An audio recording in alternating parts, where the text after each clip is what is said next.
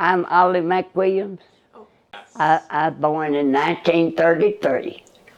I'll soon be 90 years old. I still enjoy life. We live in a beautiful place here, but we have some bad issues with our water.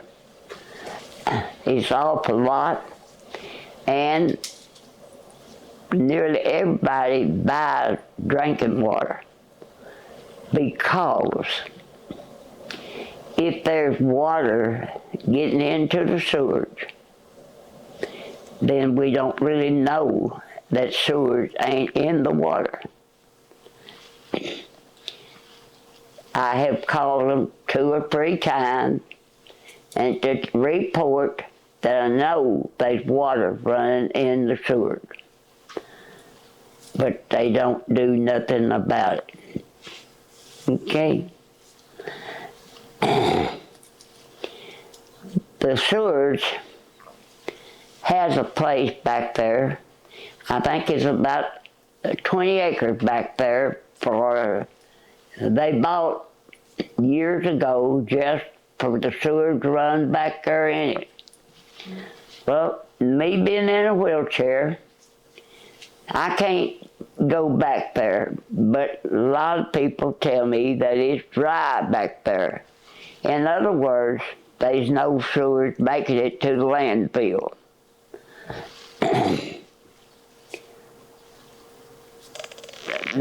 A lot of the sewage holes, we call them manholes. That's where the sewage comes out.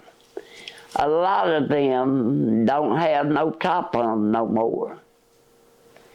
And if they would be a kid fall in there, it would be a terrible thing. Or just even a dog or a cat. All of them need to be covered up, even though most of them are dry, because the sewage ain't even making it that far. We've had this problem almost as long as we've had a sewage. They made us hook on to the sewage. At the time that the sewage was put down out there, we had just built this house in the year 1980. And we had a brand new sewage thing that we built with the things, the pipes had holes in them that the sewage could run out. Ours was so new that the sewage had never got to the end of the pipe. But they was gonna sue us. They made us hook up to it. Then we didn't let them do it when they were doing it for free. Then we had to let our farm labor dig a hole, and we hooked on into the sewer. Well, it wasn't no time till it began to run out here. And it wasn't so bad at first. You'd call them and they'd work on it. But now, they really rather you didn't even call them. That's how they make you feel. But I tell them, hang on a minute here. Hey, you're sitting there, you're supposed to pack the mail. And they have a hard time getting me off the phone because I lay it to them. because they ought to work on it. They say they ain't got no money. That's what I've been told. Well, maybe they ain't. But if they kept their books straight, then they wouldn't mind somebody coming in and looking. I mean, if I don't keep mine straight, Internal Revenue come out here. They'll lock you up if you don't do things right. But some way, somehow, that other girl, I believe she went out the other day and looked out there at the manhole that's right out here. And I know she didn't have no trouble seeing that there was clear water coming out of it. If there's clear water coming out of it, then there's got to be water running into it. Because when the water ain't running into it, it ain't going to be clear, it's going to be ugly, nasty. Sewers is nasty. I own a pretty good piece along the highway here. The sewage runs out on me in 3 different places, but it's worse right here than it is the other places. And when it gets bad enough that my sewage can't go on out there, then my sewage run out right out here at the back of the house. If you call the plumber in, sometimes you can get one, sometimes they ain't no plumbers around much. It's going to cost you at least $150 to put something in there to pump that sewage on out through there. The last time I had a plumber in here, he said it looked like that I was going to have to dig up all my pipe and start again. Well, I don't know if that's going to help me in. If they don't take care of it and carry it on away from here, I don't see his new pipe's going to help me none. But if they think it will, then I'll do about something else and get new pipe put in. Because I live here in the city of Lakeview. I pay city taxes. And therefore I'm entitled. I feel like I'm worthy of a clean place to live. It's not as beautiful now as it used to be when I was able to work. Right now, I got a kid over here that goes to school, and I let him work. I pay him to work $10 an hour to help me so I can have flowers to look at. He has certain jobs to do. The other lady, I don't have to pay her, and she comes and helps me keep my house half decent. And then her got a small garden out the back. And I always raised a lot of garden stuff. And my old body, it still loves greens. And green beans and peas and okra and tomatoes. All that good stuff. And she does too. And so we planted our garden behind the house and in between them storage sheds so the chemicals wouldn't be as bad. But my neighbor over here, they're good people. They come help me anytime I call them. But he don't mow his yard much. He just likes to spray chemicals out. And that chemical is hard on our stuff. So far, they brought in 2 small tomatoes. But my neighbor, where I was at this morning, he gave me quite a few in a grocery bag. he lives over there where the chemical can't get to him. But it could be a beautiful place. And you know what? When Mr. Dolphin was the mayor, and you had a problem with a neighbor that was putting out poison that he shouldn't be putting out, you called him, and he'd come and he'd talk to him about it. He'd stop it. But now, there ain't no need calling them folks. The only thing I can say is they farm some on over that way. If he get his chemical on them, then they might stop it. They might. They're good people, but they just don't know how to manage taking care of the system. The water was off for several different days. My washing just piled up back there. But finally, I caught it on long enough.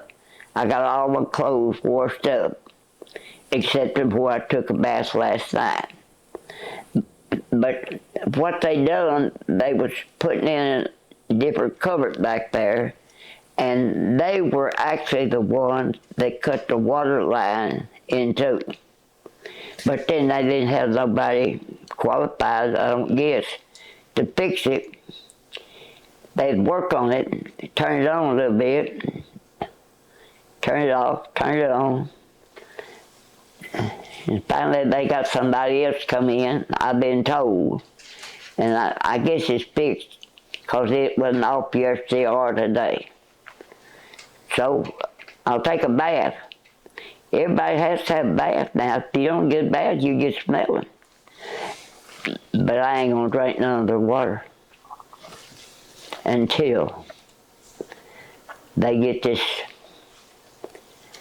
thing over here. The thing that's up over there, it need to be painted. Make everything beautiful. We got a lake out here. If you want to, you catch yourself some fish. But I ain't gonna catch me none, because the sewage is running in the lake. Okay, has it been reported? They come out. Of course, the lake is so big that they say there ain't enough sewage running out there to contaminate it. So it's okay for them to put it out there. But it ain't. It ain't okay. Not when they got a place back yonder to put it. Why not just get a grant or something and hire somebody that's qualified to come in here and start at the beginning and work on it till they get it all fixed where everybody's sewage is running all the way back under where it's supposed to go. I got a neighbor here on the back. I see her lights back there.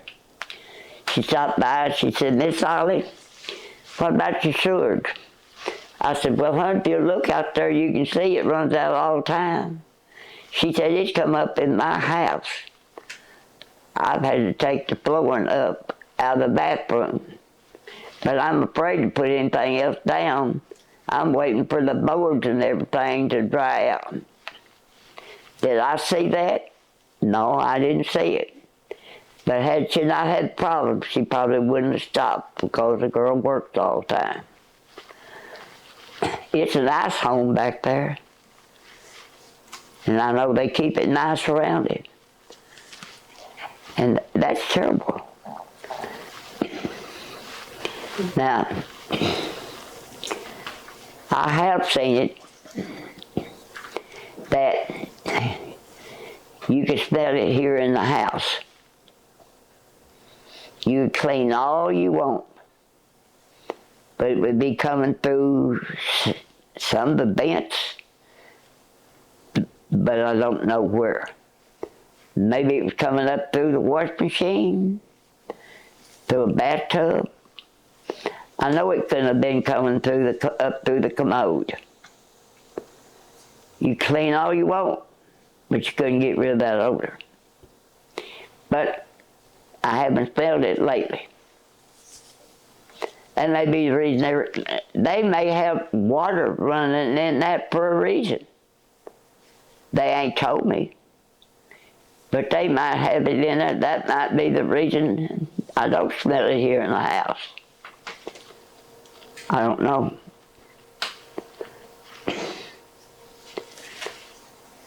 Anything y'all want to ask me, I've told you about all of it. But girls, I don't want to live nowhere else. I've been here, when I moved up here, all my family was living. We all worked in the field together. I raised my 2 kids right in the field with me. And I've done everything but drive a combine.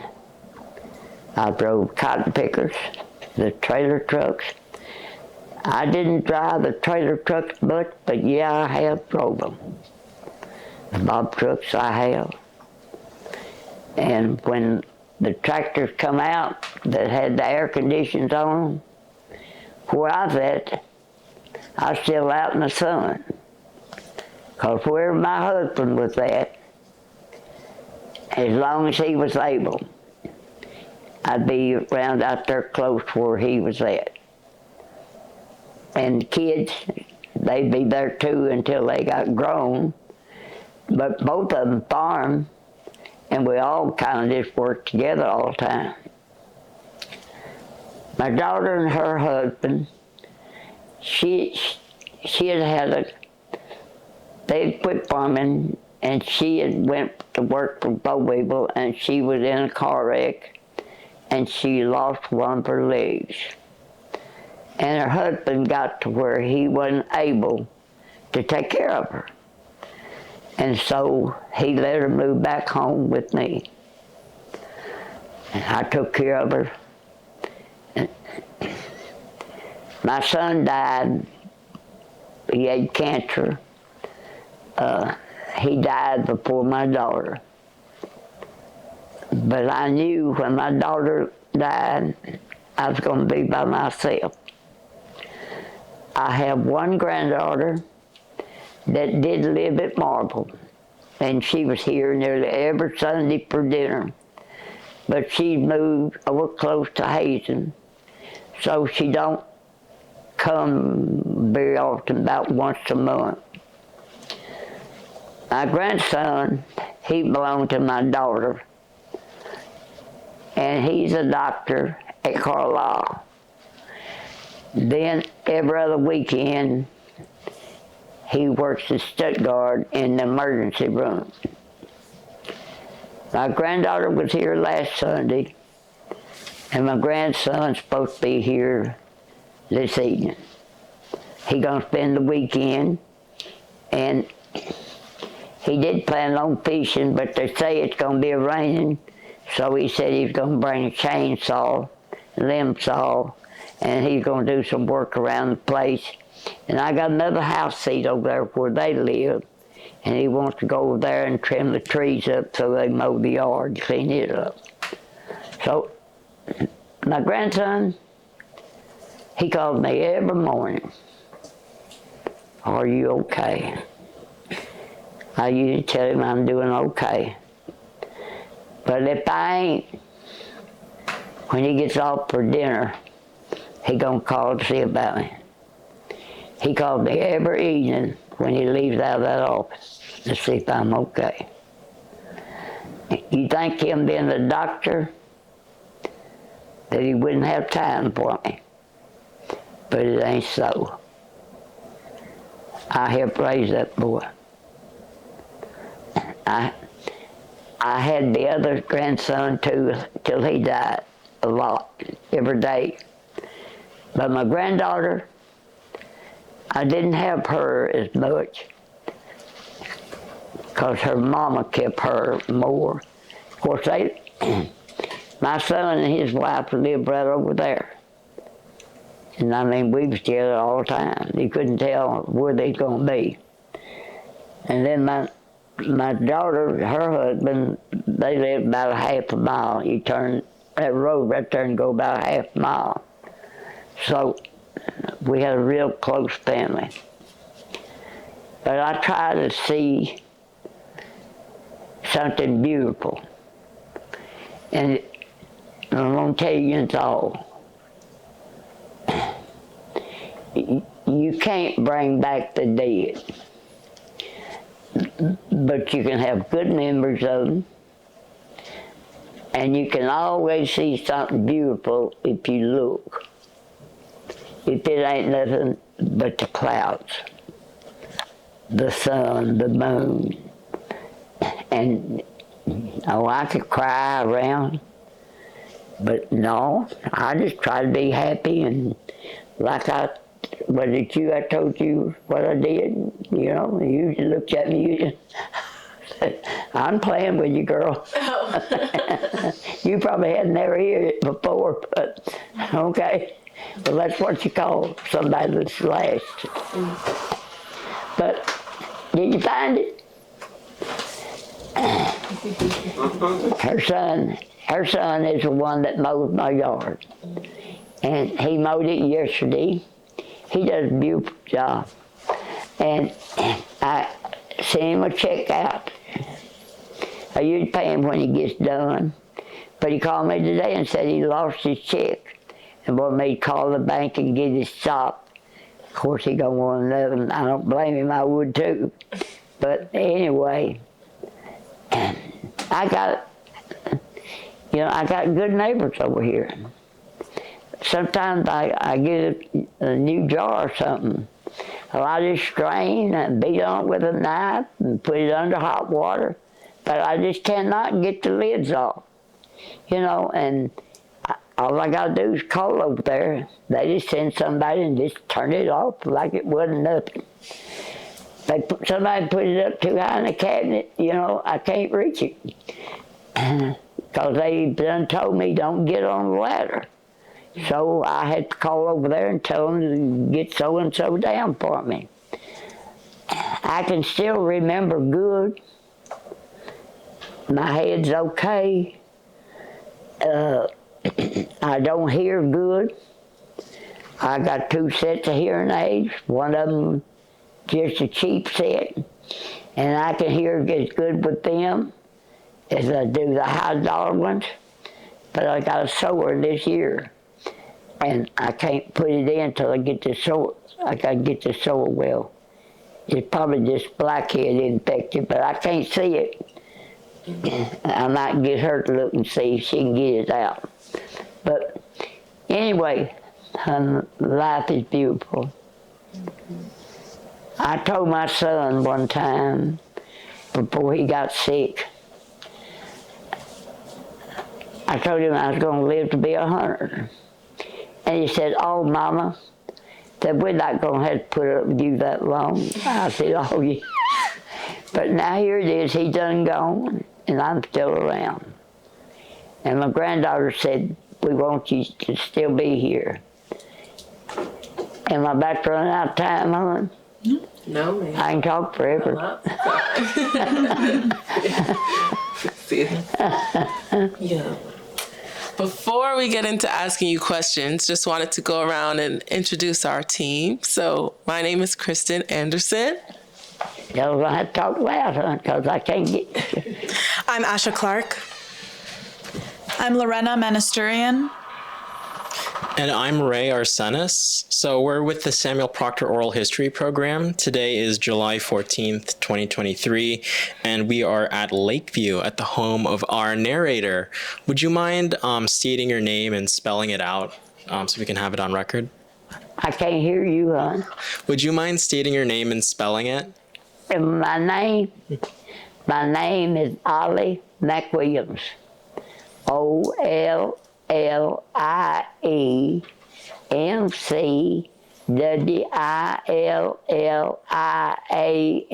Williams.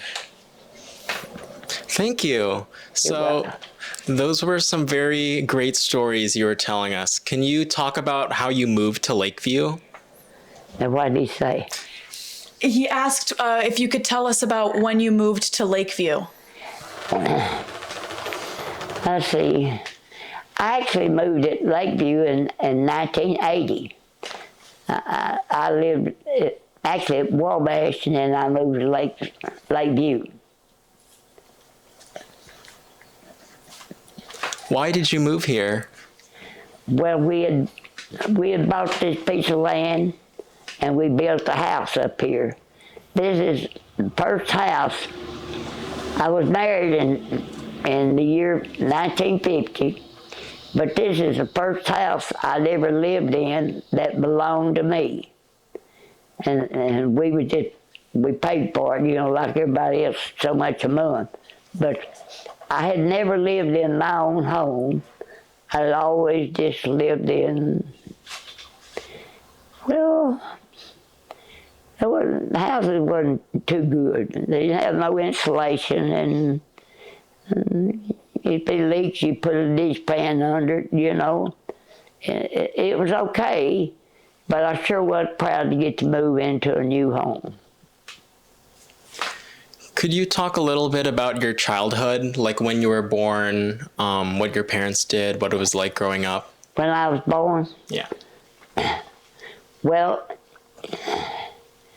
Mom and Daddy, they had 9 kids. The first one didn't live but just a little bit, it died.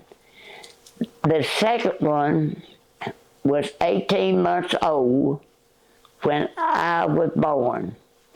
But that baby died too. It looked like God had given me to replace that one that died. And Daddy rented about 40 acres of ground, had mules. We had hogs and chickens and cows and everything. We always had plenty of groceries. I can remember when we didn't have no refrigerator. I can remember a man with a pair of mules and a wagon that would deliver ice once a week. There was a wooden box on the front porch, and they usually buy 100-pound ice. And that was how we kept our milk and our vegetables cool.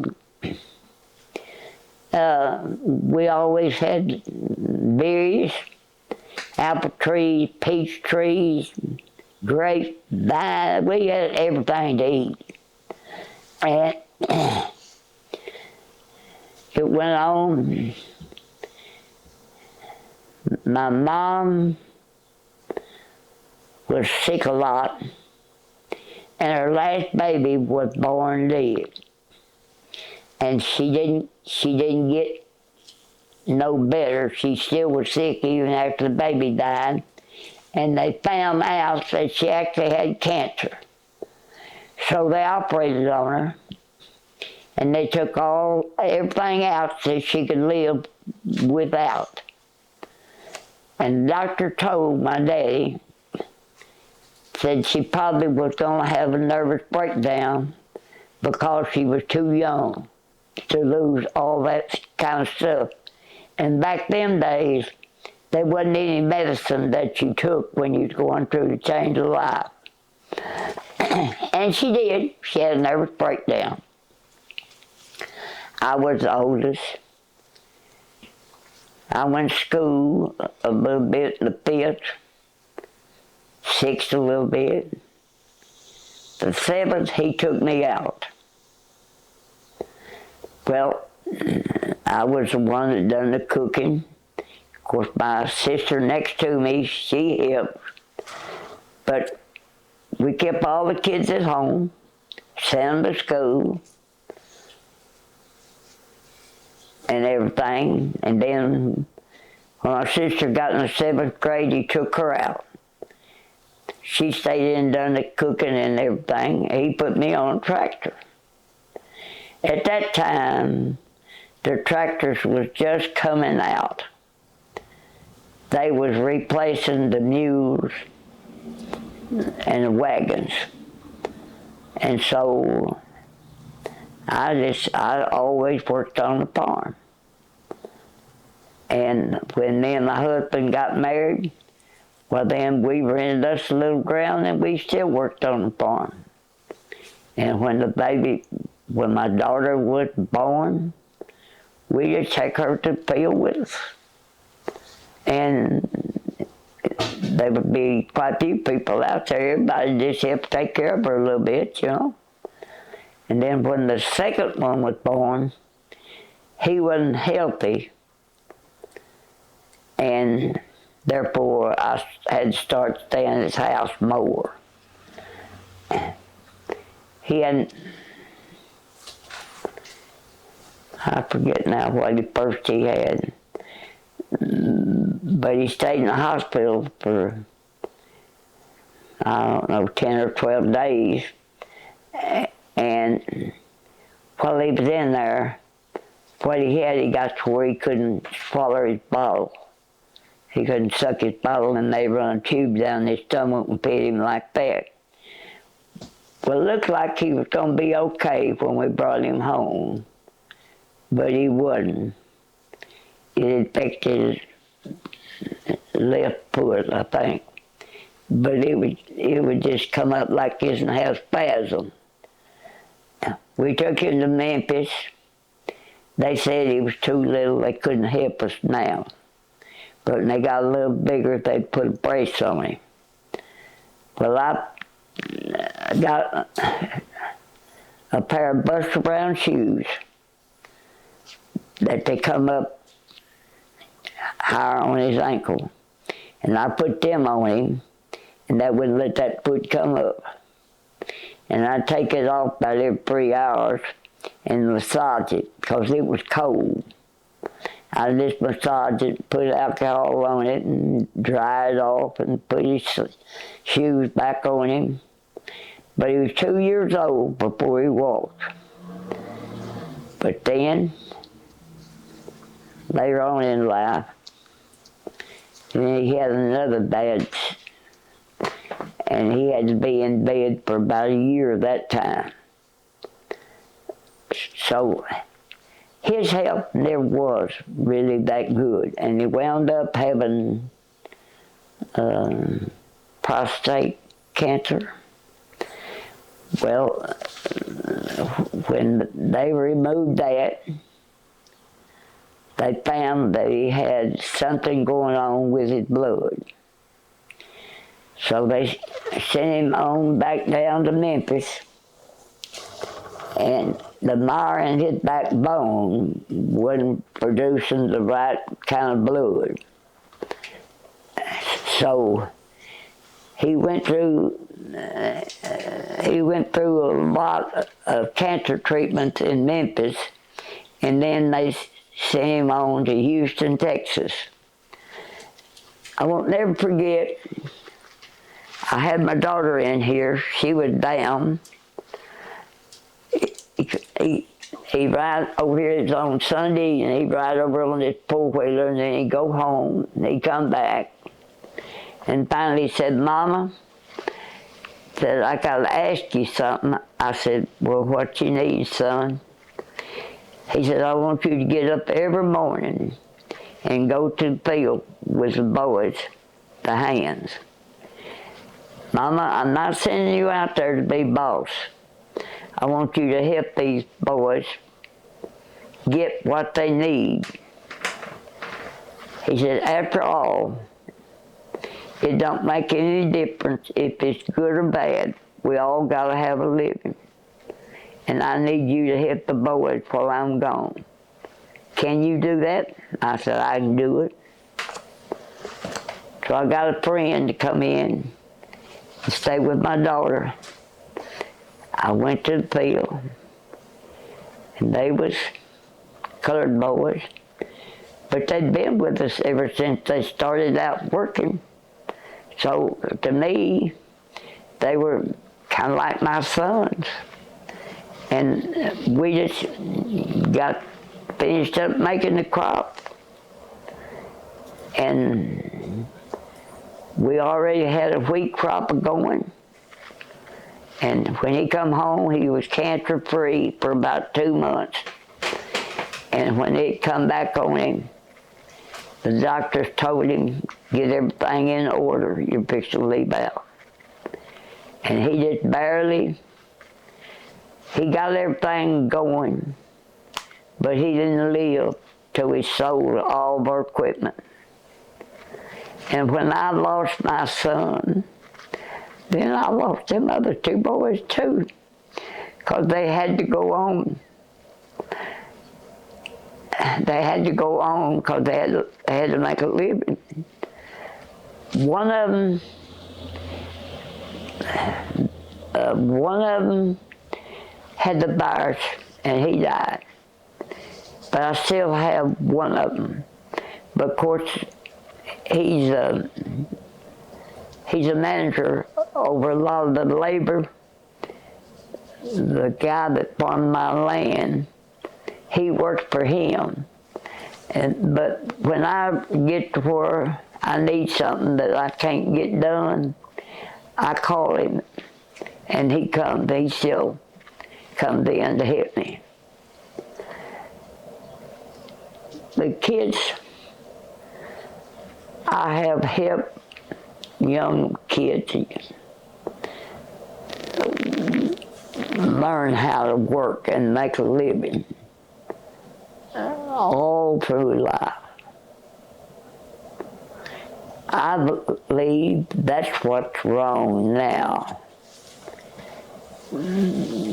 They're not teaching young kids how to make a living. They go out and grown. They can't make it, because they don't know how. They don't know how. This young man that I'm working with over here, he's got the sweetest personality. But he didn't know how to rake leaves, or he just turned on the water. It didn't make, well, what he's got, I've taught him a lot. But me not being able to do it, he's not learned near as much as he would if I could show him. I told, one time he come and told me that water hose was leaking. They ain't getting no water on the end. I said, undo that water hose and bring it to me, and go get that white jug that's sitting on the front porch in that box. He said, what you gonna do? I said, I'm gonna fix that water hose. Do you think you can? I said, I may not can, but I can tell you how. I wound up, I think I fixed 3 or 4 water hoses that I could have just went to town and bought a new one. But no, I still got the know-how, because had we not had the know-how, I wouldn't have had this house to live in. I wouldn't have had no land to rent it. I'd be in a nursing home. There's a young man lived right up the road. He was raised up, there was a store between, it was sitting next over on the lakeside, and he was raised up over there. And he'd got to be 17, 18 years old. And I was running one of the farms out close to 316. My husband and my son wasn't out there, and I run out soybean seed. And I told that boy, I said, I want you to get in that trailer truck and start it up, and you run it around out here in the field. Forward, turn it, and go around, then you come back to me. He said, Miss Ollie, I can't do that. I said, oh yeah, you can. I've seen you driving. I know you can do it. He done it and he come back. I said, all right, now you put her in reverse. Let me see you back that truck up. He done that. By that time, I had him a letter wrote out telling him what I wanted to give to the people. I sent him almost a marble in that trailer truck. He come back, he was just a smiling. I said, I told you you could. He said, I did. Well, he worked for us a while, and then I guess work got slow and he moved on to somebody else. But when he come back in, they didn't retired. You know what he had done for a living? He drove trailer truck all these years. Somebody stopped in down there and asked him if he'd be interested in driving a trailer truck during the fall, so all the upper crop. He said, I guess I can drive one. Miss Ollie says I can. And they're in and out. They're in and out, him and his wife, to see about him. Sometimes she cooks extra stuff. She'll bring stuff in here for me to eat. That it's not that I ain't got nothing, but what she brings is different than I got. And I appreciate it. It's wonderful to have somebody that don't owe you nothing, and you're not going to give them nothing but just share your life with them. And I asked them one time, they're going to buy them build them a house or get a trailer house or something to live in. I told them when the weather got bad, I sure would like for them to come down and stay with me. I said, this house is good and solid. I think you'll be safe in here. But kids, I've had a good life. Wonderful life. Would it be better now? It would. My family was living. But I appreciate them that's left because they're good to me. They're good to me. Now, anybody else going to ask me anything? You mentioned that you came to Lakeview after you purchased land. Where were you born and raised, and what led you to buy land here? Now, do what now, hon? Where were you born and raised, and what led you to buy land here? Okay, I was born in Manila, Arkansas. I think that's Mississippi County, right? That's where I was born. That's where both my kids were born.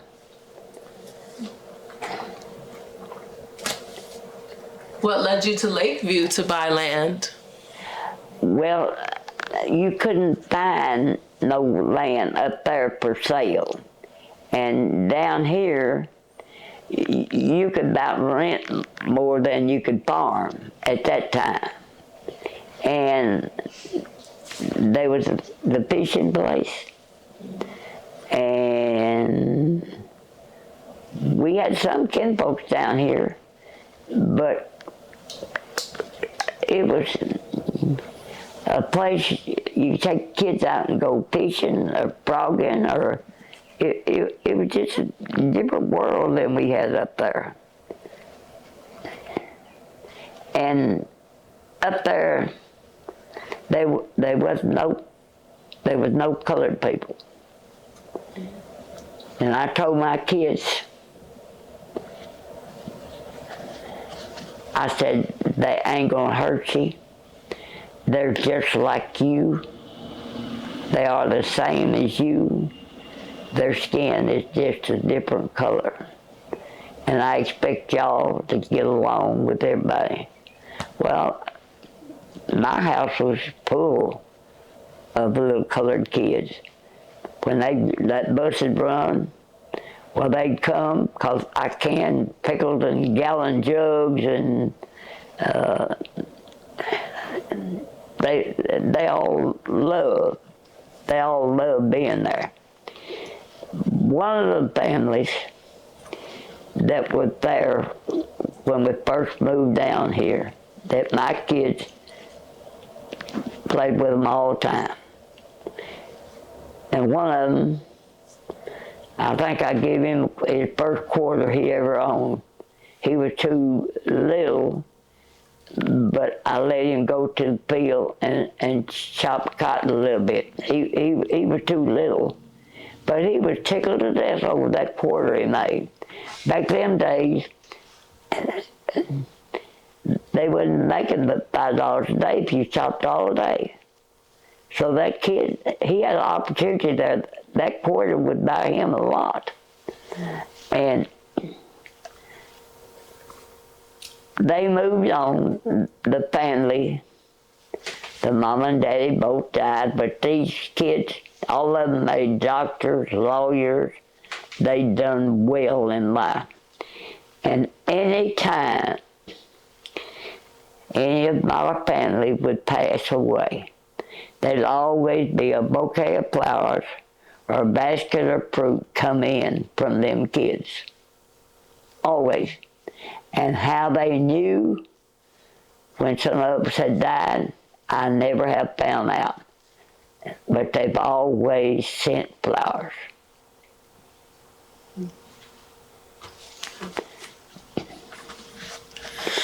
And when you moved here in 1980, was Lakeview still a place of large black land ownership? Now. When you and your family came here in 1980 to Lakeview, was it still an area with a large amount of black land ownership? That's right, hon. And I've got a lot of abstracts, and they dated back to where the blacks, actually, everybody thought that they give them the land, but it wasn't free. In other words, they did build on the White House. They built on a barn and bought them a pair of mules and maybe a cow. I don't know exactly what all they got. But it looked like that for 2 or 3 years there, they would make the payments on this land. But then they would bring in a brother, cousin, or friend, and then, in other words, they just have half of it left. It went to another owner, part of it would go to somebody else. And the payments would be made, but then they would lose it. They just wouldn't make the payments no more. Of all, I probably own almost 500 acres of Lakeview. Okay?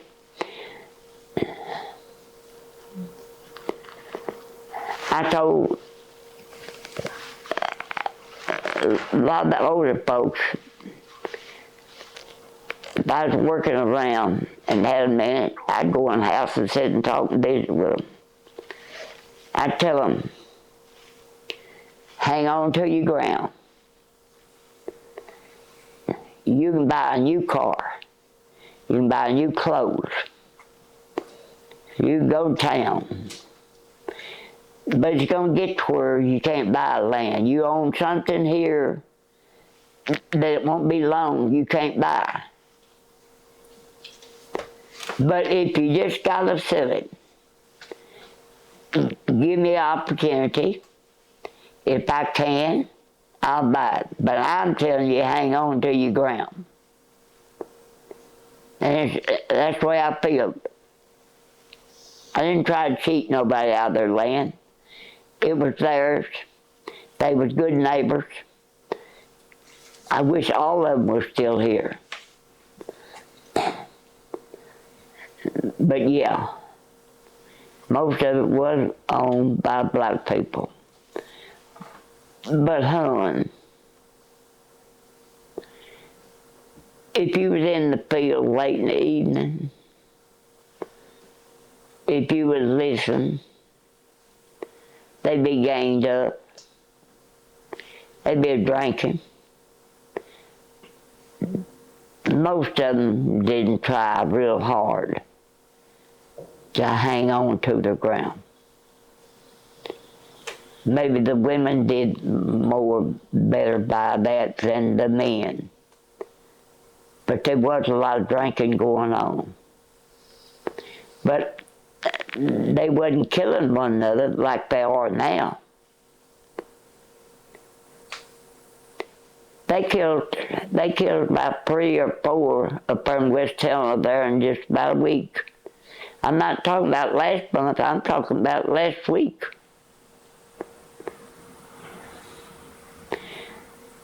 When they moved, when they took our factories away, then there ain't no good jobs. They work on the farm, and they can make a living. But we used to have factories where the women worked too. But now then, the women might work at a dollar store or some little something, but there ain't no jobs no more. We need some factories down here for young men, young women, when they get out of school, get out of college. If they don't want to move on, they can get them a job and make a living. It ain't what you make, kids. It's what you do with your money. Mm-hmm. And how did you It's save not your money? what you make, it's what you do with it. You can waste all you make and all your mom and dad makes. How did you save up your money, you and your husband, before buying your land? Okay. When we get one piece of land, I think this place right here was the first. The older people had died, and there was a lawyer had it taken care of it, and we bought this one first. Well, when we got this and paid for enough, and then if there was another place come up, and we could put this place up and borrow some money enough to make a down payment on the other place, then we just added another place. And it wasn't 100 acres, hon. It was like 25 or 40 or whatever was in that block of ground. And it's just scattered out, kind of like dominoes. But I love every piece.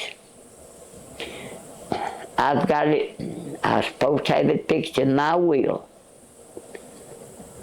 where whoever takes it after me, they can't sell it, and they can't borrow money on it to have a new car or a new truck. They can't send their kids to school.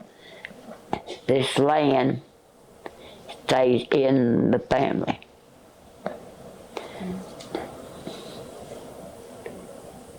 They can waste it. No, they ain't gonna waste our labor. We got so down one time, we couldn't make a crop up. But we paid our bills well enough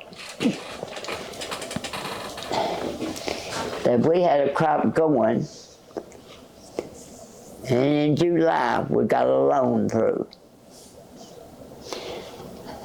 I had never eaten so much potted meat in my life. It got to where when we'd stop out for a little while for dinner, we just drank some tea and go on back.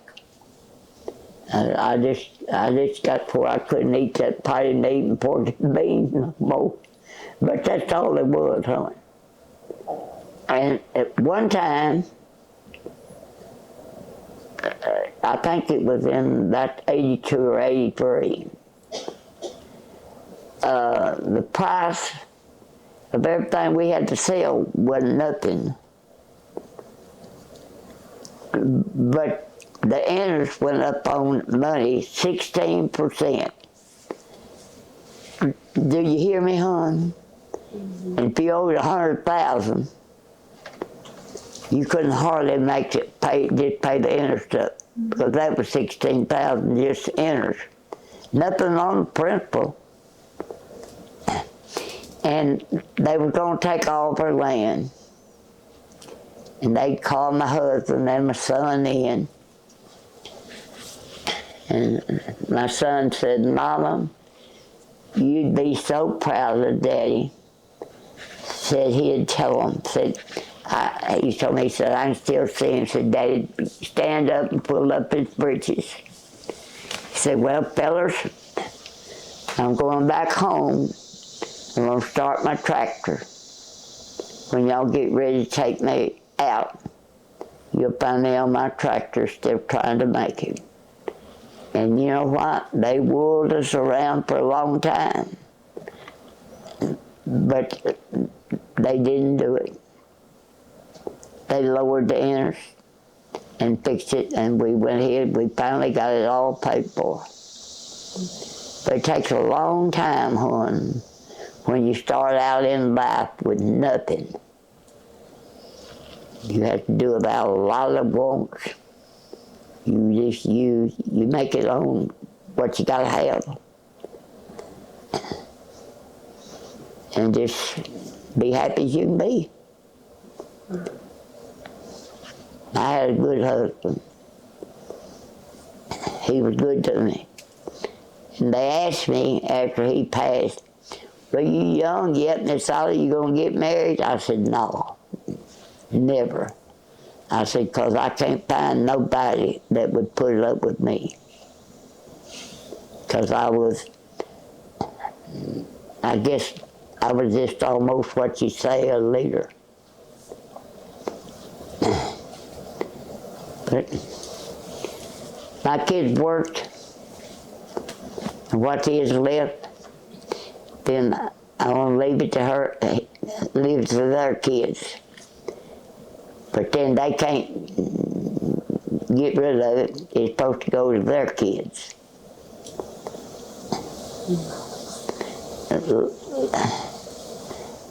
Lakeview is a good place to live, hon. It just needs, it just needs somebody that knows how to manage what money there is come in. When that sewer's running out there, I don't pay no sewage bill. I just I don't know, I ain't gonna pay it. They may make me someday. I don't think it's right. I don't think it's right that they be able to put sewers right here on, especially right here on the front, on the highway. No, that ain't right. So did you and your husband ever do other jobs than working out in your field? Yes, ma'am. What else did you guys do? I worked in sewing factory, and then he worked, I worked in sewing factory when my kids, well, see, my daughter was in school,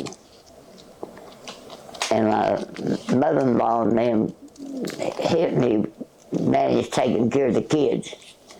But I worked in sewing factory, 5 or 6 months. And then I quit the factory and done the farming. My husband, he was working at a place where they dyed corduroy as fabric, make clothes out of it. And he actually would go back there nearly every winter and work. But that one time, we so far behind that he just stayed with his job and I done the farming. See, and then one summer, he worked for game wardens, clearing right-of-ways through the woods and things with a bulldozer. He could run big machinery. And we used to pick cotton for different farmers. And sometimes we make more picking cotton than we would for the crop. And at one time he had a corn picker that gathered corn. We worked out a rest smart on. He wasn't too good doing carpenter work, but he could work on electricity, and he wired several houses that people maybe have trouble with their electricity.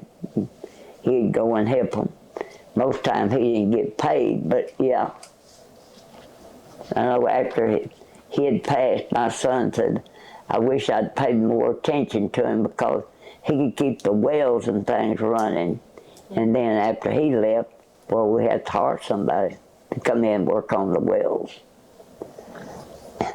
I still, my friend, she loves to go to the field.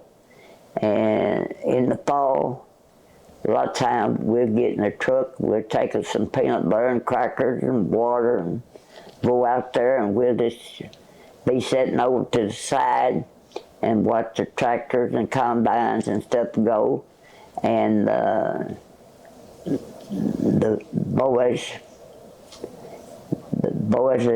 man that's renting my ground and the hand, they just love for us to come out. I call them and they'll tell me where they're at and wish they'd come on out. And so we come out, we go to the field yet. And matter of fact, today, when we was coming in from picking those butter beans, well, we drove around he's building a big shop, and we drove around and looked at it. He wasn't there, but I knew he wouldn't care for us being around and looking. Yeah. How did you meet your husband? What, hon? How did you meet your husband? We both went to the same school. And he was actually farming. They were farming. He'd come out to this end, and when I'd come out, but we hardly ever see one another.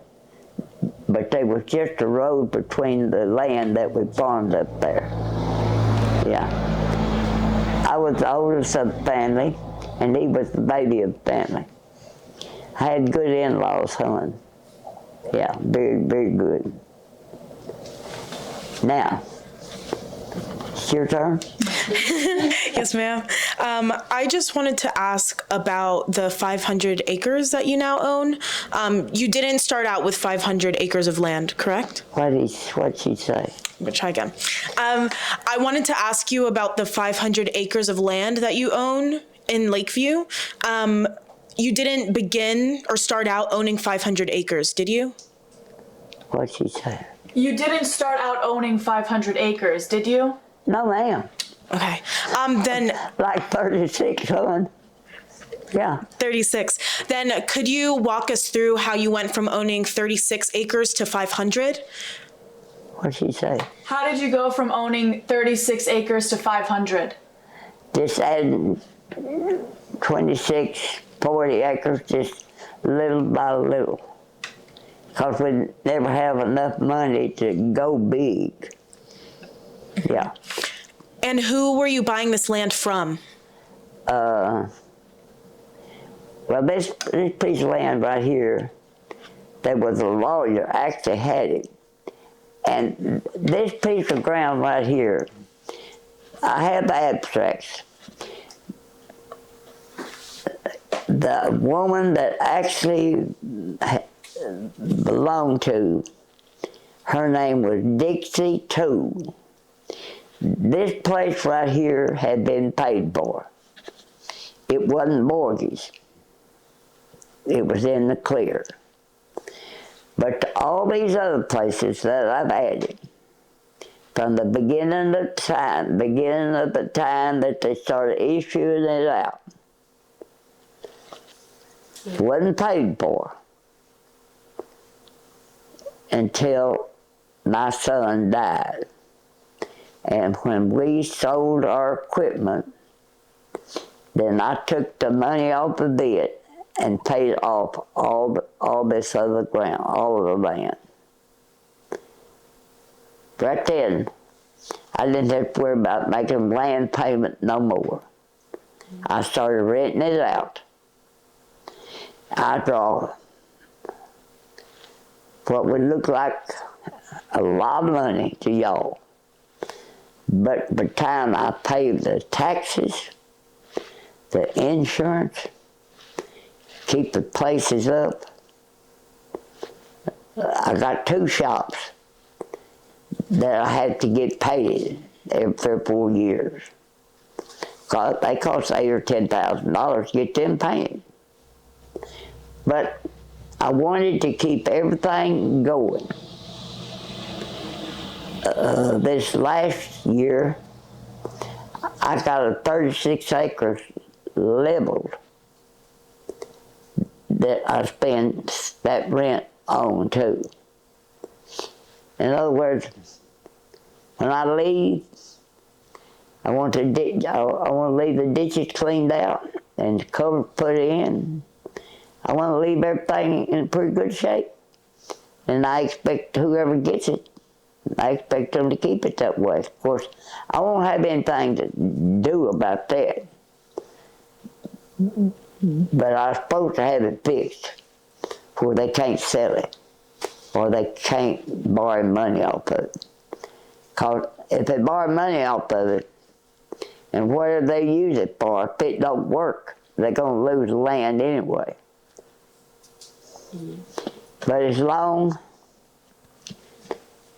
as it's in their ownership, they will have some money coming in. And I wanted to ask, how has Lakeview changed from when you first came here in 1980 to today?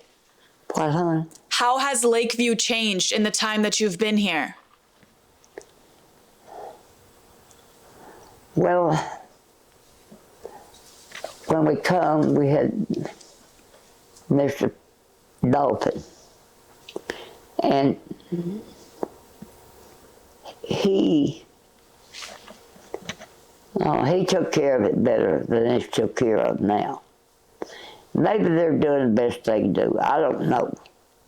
I know there's not near many people here no more. Do you know why? Not really. I don't know. We're not having all the killings here that they're having not far from here. And I know that them folks is doing that killing up there at West Helena. A lot of them have family or friends down here at Elaine. So they pass right by here to get down there. A few nights ago, well, it's been a couple weeks ago, somebody tried to break in on me. Here? Here.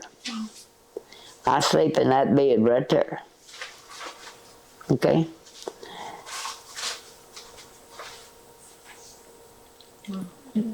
My alarm system wasn't set.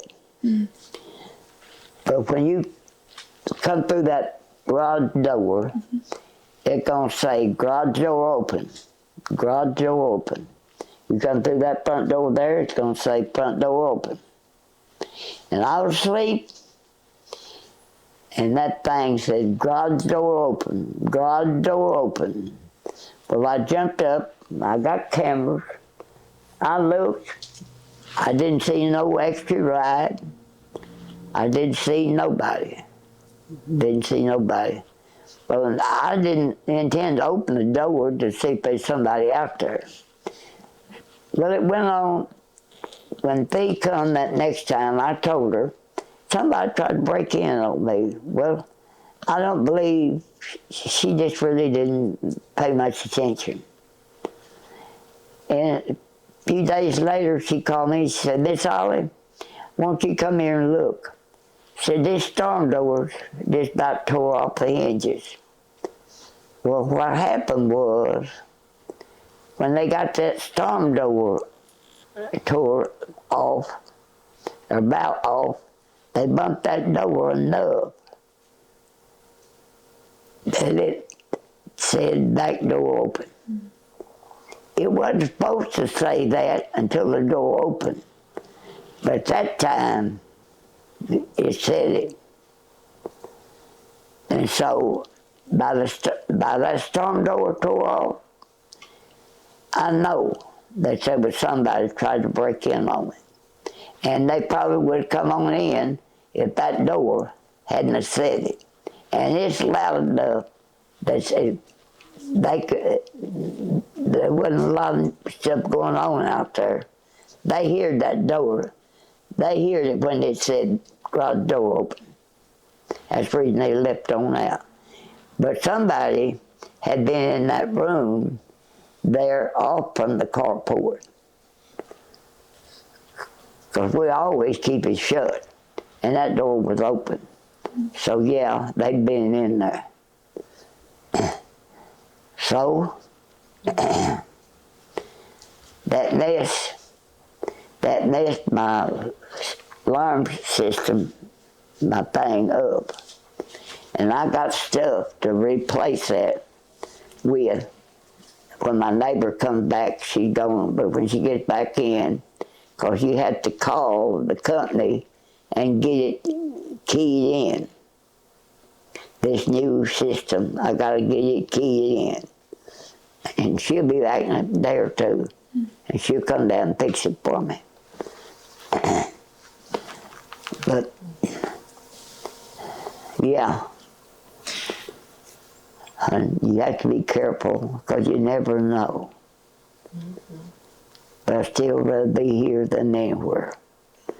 I done been, I had the shingles real bad. And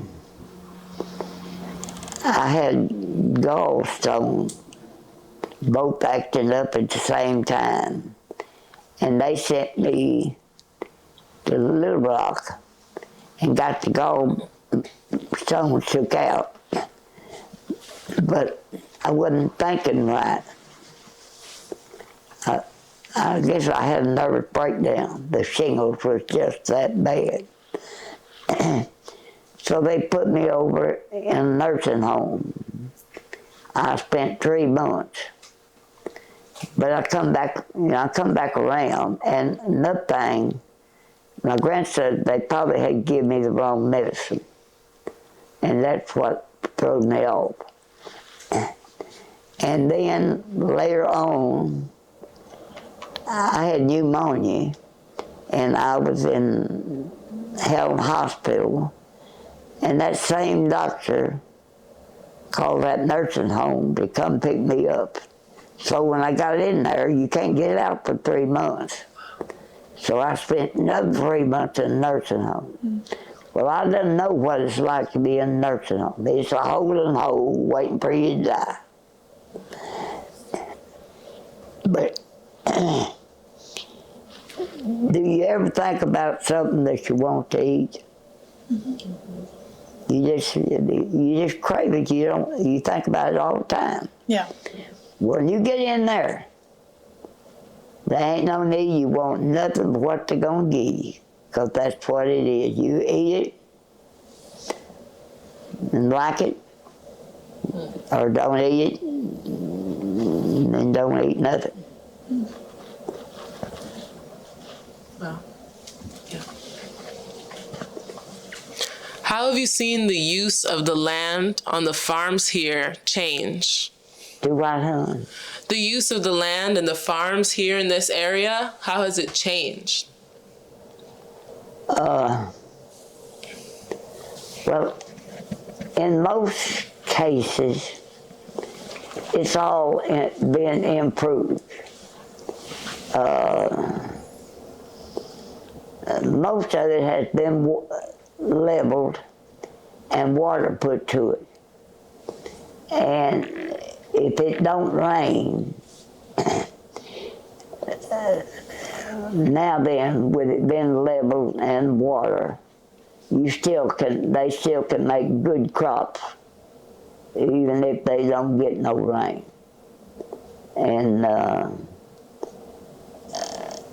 my land, some of it is about as good as you're going to find in most cases. But then I got some that's not the greatest. But this farmer that's farming my ground now, he's got a guy that comes around and he makes soil samples. And whatever that soil sample tells him the land needs, he adds it. And even on the poorest of ground, last fall, it was just amazing to see how beautiful the beans was.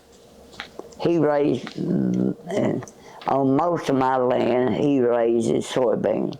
Or sometimes he might plant a field of rice or sometimes corn, but usually it's soybeans. But I know me and this woman, we just ride around and she'd get out and go out there and stand in the soybeans and party. And it would just be amazing how many beans would be on that beans that I knew the land wasn't the strongest. Yeah, nearly everybody makes better crops than they used to make because we didn't have no water. And I think the seed that we get now, or of course I'm not out there, but I think the seed quality's better. And if they know what kind of fertilizer to put out there, well, then they're not putting the wrong kind out. And having the know-how makes it where they just really do make a lot of beans. I think this man that's farming my crop, he makes about an average of 70 bushels an acre. Hey, and used to be, we made 35. We done had a bumper crop. And it probably don't cost him much. Well, yeah, it does cost him more because the diesel is high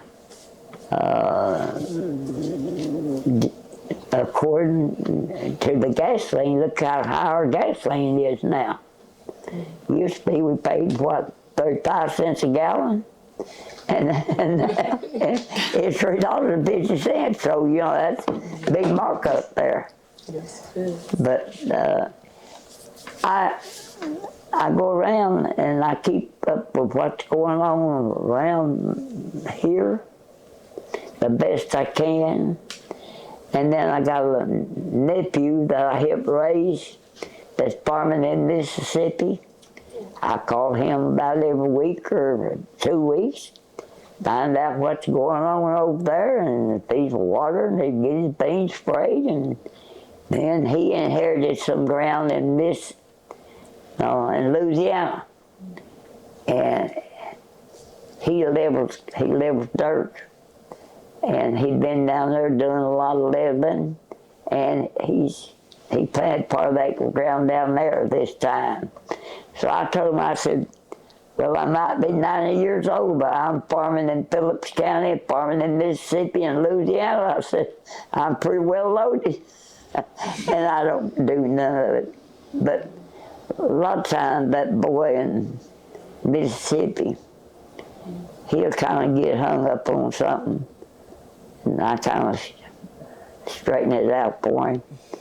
He told me he was complaining about his wheat that he planted in the fall. It wasn't thick as he wanted it, you know. He knew it wasn't going to be no good because it wasn't thick enough. I said, well, this I can remember when wheat farming, wheat stools out. And sometimes that thinner rice would make better if it was a little thinner than it would be if it was real thick. He said, you know, I hadn't thought about that. And so when he combined his wheat, I said, okay, now what did she do? Well, it's better than it was last year. He said, I cut 79 bushels to the acre last year. This year I done 81. I said, see? The Lord take care of you, don't he, boy? But anyway, if I don't call him, he called me. And I'm lucky in a way. I like to be being with my sister more. She don't live, she lived probably about 2 miles from here. Oh yeah. She's 78, 79. She had about 2 years that she couldn't get no water. Now she's on Lakeview water. She couldn't hardly get enough water when she took a shower to get the soap off of her. There wasn't no water pressure. Okay, it'd take her forever to wash out the mop at the zinc. She couldn't hardly stand up long enough to wash out a mop. Turn it in, call Little Rock, everything. It was just, she lived far down there. They didn't do nothing. Well, I know that I told Miss Marshall about it. She's a lady that lives there in Elaine. Her and Miss Berry get groceries at the same time. Anyway, she got a hold to some of the folks in Helena. Then there was somebody come out of Little Rock. They went to test it. They said, yeah, this pots ain't got no pressure. What do y'all think was wrong with that water? At the end of the line, it's down there close to Highway 20. You know, up here at this store on the corner, if you go straight through, you're on a gravel road. And if you go to the end of it, you're going to run into Highway 20. Well, my sister lives within 3/4 of a mile to Highway 20.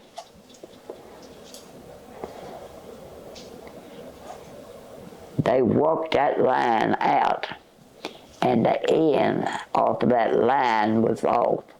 The water was all running out, I guess back into the lake. Wow. 2 years she begged for water. They didn't have nobody. They come out there to her house. She had even dug up, or had her grandson to dig up from the meter, plumb to the house, and put in new lines. It didn't help a bit. But when they fixed the end on that thing, she got plenty of pressure there.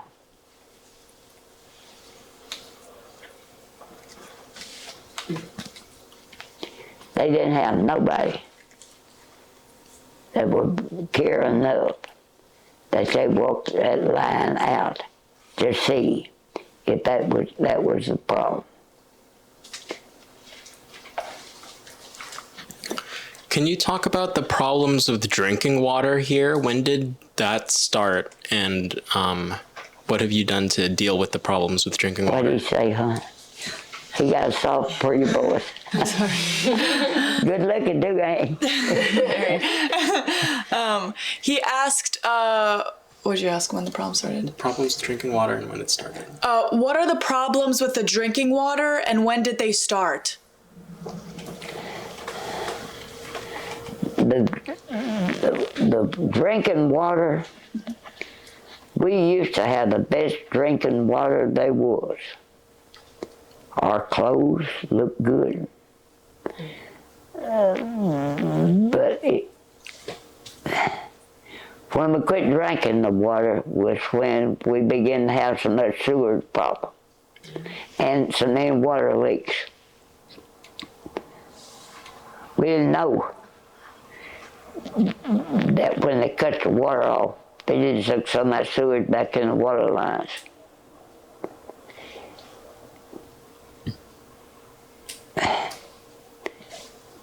Old bowel movement is what causes, in other words, if you go into some place where somebody had their hand on a doorknob that wasn't clean, will cause you to have E. coli. And old people, it just almost take them out. So therefore, I know there might be somebody, some in Lakeview that drinks the water, but most of them buy the water. But it don't taste as good as Lakeview did. If they would fix the sewers, if they fix the sewers where it didn't leak, and carry it on, put it on over there where it belongs, we just drink the water because it's good. Your old clothes, they don't come out looking yellow much, hardly ever. Pretty good there. But it's just the idea that sewer's running out. It might be in that water too. Fix the sewer, we'd probably drink it. What year did you start having problems with the sewage?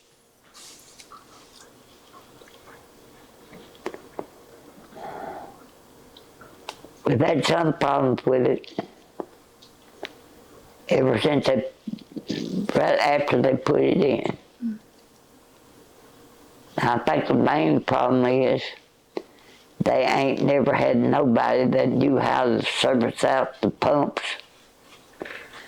to keep them going. They say the reason this one over here stays stopped up all the time is that there's so many people up there in Lakeview, up there in that little housing thing, that's using needles. And they're putting them in the toilet. That's what they say. But then, if that's so, then they need to fix a screen somewhere that will stop them and take that out and clean it and not let them needles make it to the pump. I think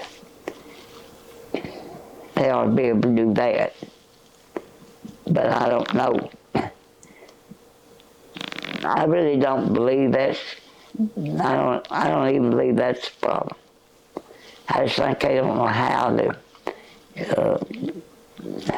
grease it or maybe push the right button. It might be kind of computer run. I don't know. But this pump over here stays off more than it stays on, I believe. I told them they'd show me how. I got to crawl on my belly to get over there to push the right button to turn it back on. Of course, they ain't gonna show me because, that'd be dangerous, but I just get aggravated sometimes. especially if you got company from out of town coming in. I don't care how many flowers you got out there. You got something out there that's thinking. Where's Miss Mary at today? Miss Mary at the Legacy Center. Huh? She's at the Legacy Center right now. Is she out there? Yes. Okay. Yeah.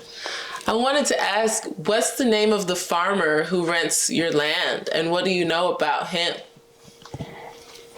His name is Jonathan Swanigan or something like his funny name. He actually is married to my niece, my baby brother's youngest daughter. And when my son knew that he was fixing to leave, he said, "Mama, who would you like to have to farm the ground?" I said, "I don't know, son, just whoever you think could be able to take care of it." He said, "Uncle Bud's always been so good to us." He said, "I'd really like for Jonathan to have it, but said if he can't farm it," he hadn't been farming long, and my son didn't really know that he could get a crop loan enough to take care of ours too. But he said, if he can't farm it, then I'd like for Oscar Richardson to farm it. And he is a black farmer. But him and my son, I don't think my son went to school with him, but he went to school with his brother. But we had combined some of his crop for him, and farmers used to be neighbors, help one another. But he wanted Oscar to have it. But Jonathan has been able to do it and do it well. I think, I really do believe that he's kind of like a leader in this community, because I see now that some of the black folks are beginning to farm a little more like him.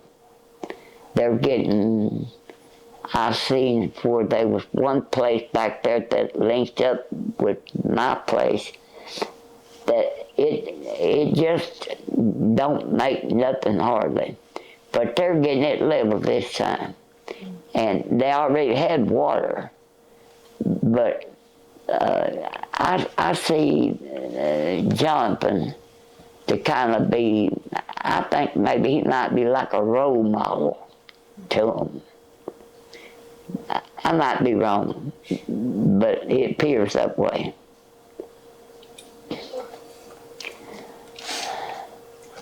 My sister and her husband, I don't know how many acres that they own here in Lakeview.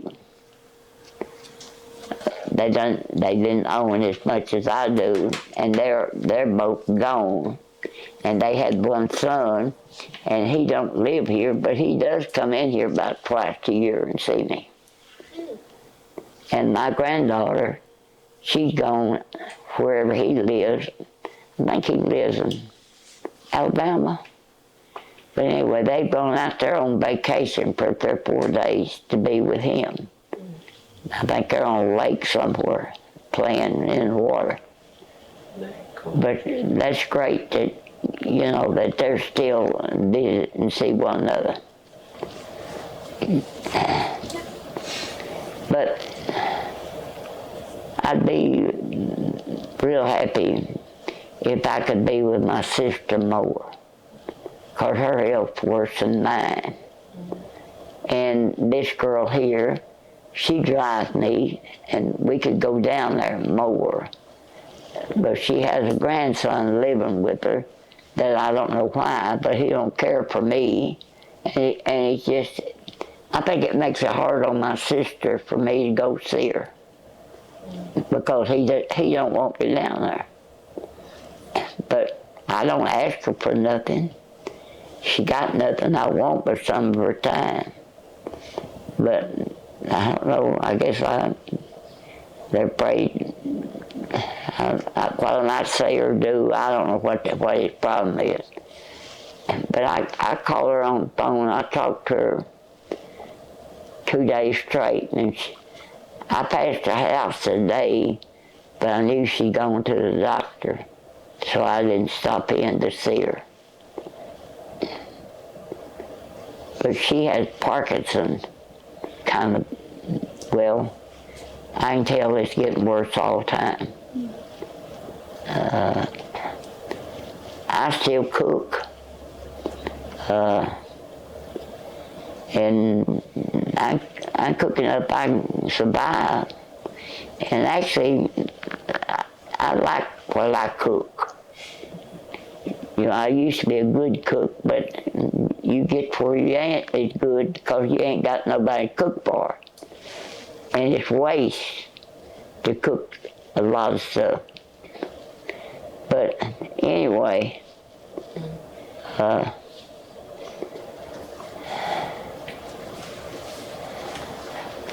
still can cook enough to get by. And most time when my granddaughter was coming, they'd go to church down Lighthouse, that's down below E Lane. And when the church was over with, they'd come in here.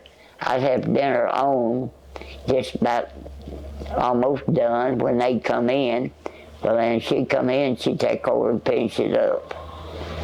And it was real nice when she'd come in like that. But now that she's moved off, it's too far to come to go to church, so they go to church up there. They come here, but not like they did. You ain't asked me nothing. It's because I'm tech. Oh, you're working that thing, okay. All right, so before we end the interview, is there anything you'd like to say? Any advice? What's he say? Before we end the interview, is there anything else you would like to say? No, I think I've said about all. Okay. I've enjoyed y'all being here. But kids, I can remember, hon, when I guess we were sleeping on straw. And it was the government that come around and showed us how to make mattresses. And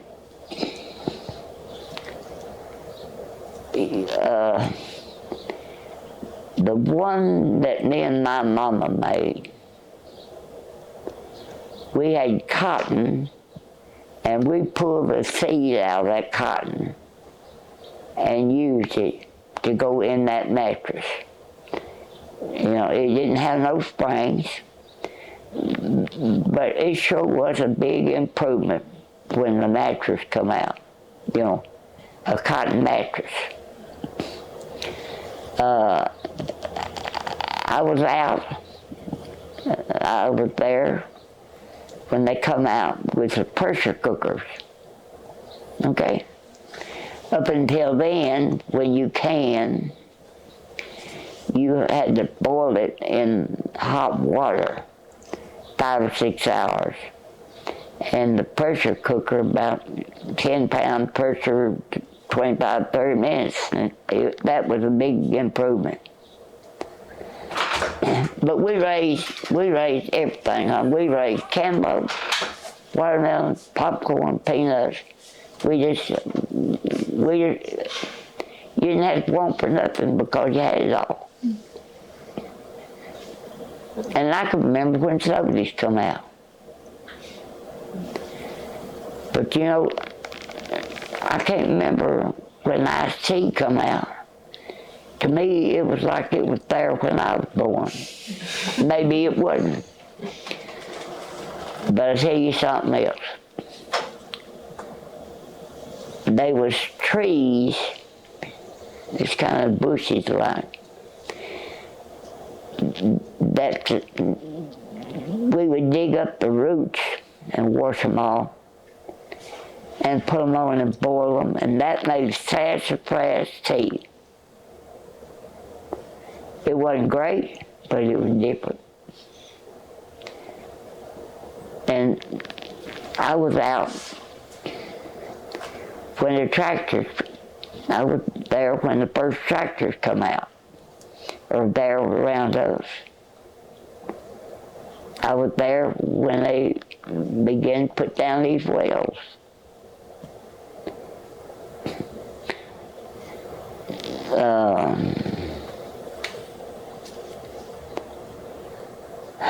I can't remember everything, but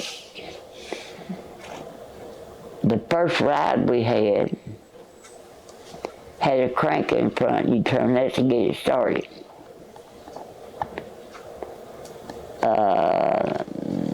I remember when we went from a wagon to a trailer. When that trailer come out, there'd be all kind of people gang up there on Saturday evening late, especially in fall years. Because money, right then you have a little money. But the trailer would be plumb loaded with people when we go to town. And there was I know it was a beer joint, but they played pool in there. And you could smell them hamburgers all over town. And that's when I remember having the first hamburger. Now we had beef, but we always canned our meat. But I'd never had a hamburger till then. Talk about being good. That thing would be so good. The soda come out, fall year, they'd buy one case, it'd be 24. Well, they had to do you a whole week. So we'd always open 1, 2, or 3, drink out of that one soda. That way we'd have sodas to do all week. Now then, you buy a soda and you drink half of it and throw the rest away. We waste, don't we? Mm-hmm. I guess that's all I can tell y'all, huh? All right. Okay, thank you so much for your time. Thank you for having us here on behalf of the Samuel Proctor Oral History Program. Thank you. You're welcome, hon. And I don't want to make them folks mad at me. I just like for them to do better. And maybe they can't. But if their books is straight, they ought to be able to get a grant to give them some money to help fix it. Because folks got to have water. And the sewers need to run in the right place.